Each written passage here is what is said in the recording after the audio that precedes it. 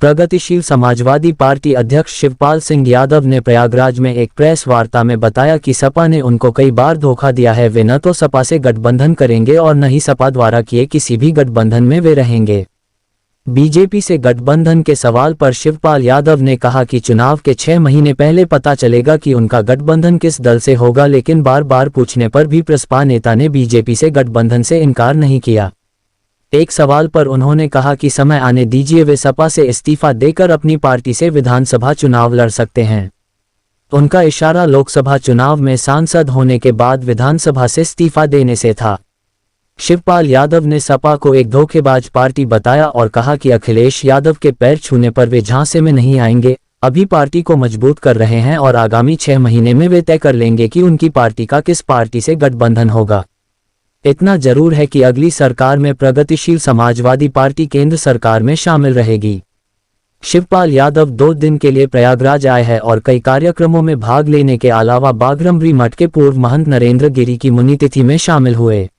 मना करेंगे तब इस पर विचार करेंगे। क्या भाजपा से भी समझौते की गुंजाइश है? अबे हम देखिए कुछ नहीं कह सकते, अभी हम कुछ नहीं कह सकते किससे हमारा समझौता संभावना है। अब समय बताएगा। मतलब इनकार नहीं कर रहे हैं ना, इनकार तो नहीं कर रहे हैं, अब समय बताएगा। शिवपाल जी, एक बात, आप बड़े स्पष्टवादी माने जाते हैं और सेंटर में अगली जो सरकार बनेगी भाजपा की ये बनेगी या विपक्ष वगैरह की बनेगी और सरकार में आप शामिल होंगे तो किस तरफ जाएंगे, इस तरफ या उस तरफ? देखिए आप खुद समझदार हो, आप बुद्धिजीवी हो, आपको सब बातों का पता रहता है और जैसे समय आएगा 6 महीना रहेंगे चुनाव के, सब बातें स्पष्ट हो जाएंगी। शिवपाल जी, आप जो है सपा के विधायक हैं और सपा का विरोध करते हैं, क्यों नहीं इस्तीफा देकर नया जनादेश लेकर आप विधायक बनते हैं?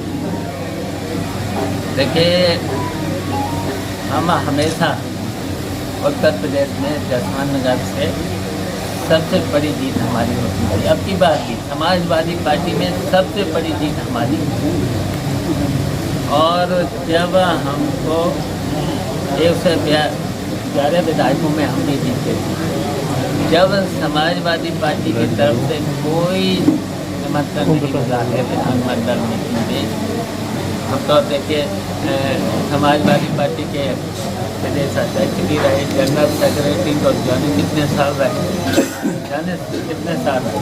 मैं लीडर अपोजिशन भी रहा और मेरे लीडर अपोजिशन रहने के बाद भी समाजवादी पार्टी में करता है। सर, इस्तीफा देकर आप अपनी पार्टी में खुद विधायक बनिए, आप तो जीते जाएंगे।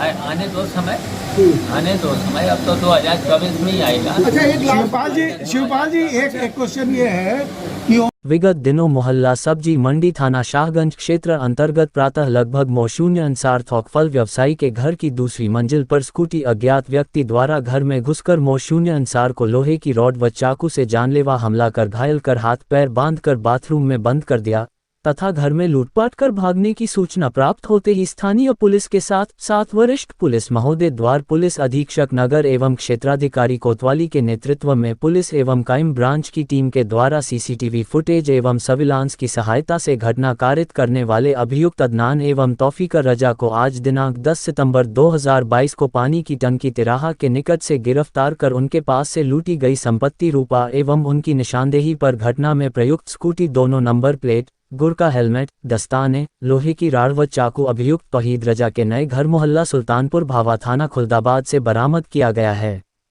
पूछताछ में अभियुक्त तौहीद रजा ने बताया कि उसके मामा के साथ हुई मारपीट की घटना का बदला लेने एवं अभियुक्त अदनान के अनुसार इसकी प्रेमिका के साथ शादी न होने देने एवं बहन की शादी में बाधा डालने की नाराजगी के कारण यह घटना कारित की गई है ताकि मोअंसार को सबक मिले एवं लूटपाट भी कर ली जाए। सुनियोजित तरीके से कारित इस घटना हेतु दोनों मित्र अभियुक्तगण द्वारा स्कूटी का नंबर हटाकर, तौफीकर रजा द्वारा हेलमेट लगाकर एवं अदनान द्वारा बुर्का पहनकर यह घटना कारित की गई है, जिसके लिए अभियुक्तगण द्वारा विगत कई दिन पहले से ही आवश्यक सामानों की खरीदारी कर ली गई थी। इस प्रकार पुलिस टीम द्वारा दिन दहाड़े घटित इस सनसनीखेज घटना का सफल अनावरण किया गया है।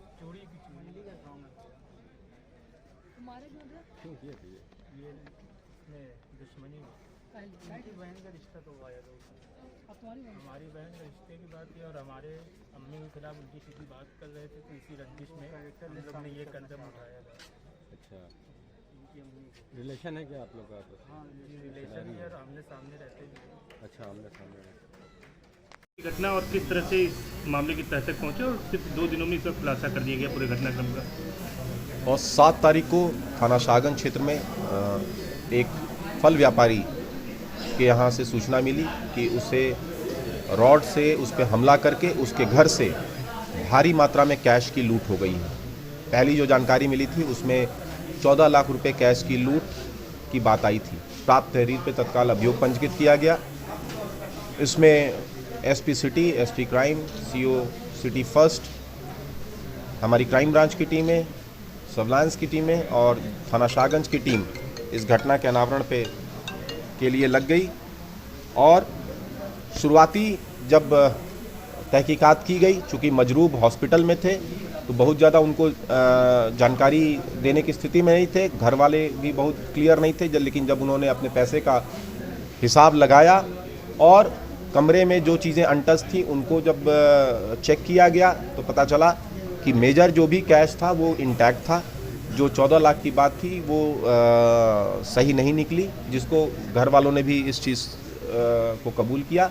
हाँ, ये उन्होंने कहा कि छिटपुट पैसे अगर कहीं होंगे तो वो गए होंगे। वो लगभग 50,000 रुपये के आसपास उसकी जानकारी मिली।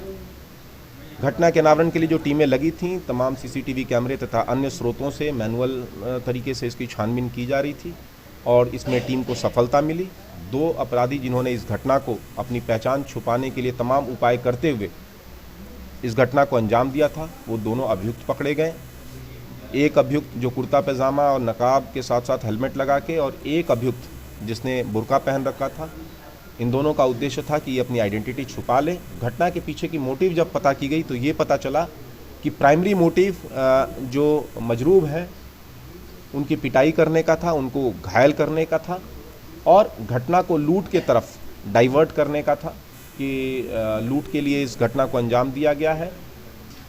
जो चीज़ें फैलाई गईं वो भी इसी उद्देश्य से, साथ ही साथ इन्होंने जो अपने प्राइमरी प्रयास में इनको जितना मिला, जैसे मैंने बताया कि 50,000 नकद इनको मिला, वो लेके वहाँ से ये चल दिए। और उसके बाद ये दोनों अभियुक्त हैं, उनकी पहचान हुई। जो मुख्य अभियुक्त और प्लान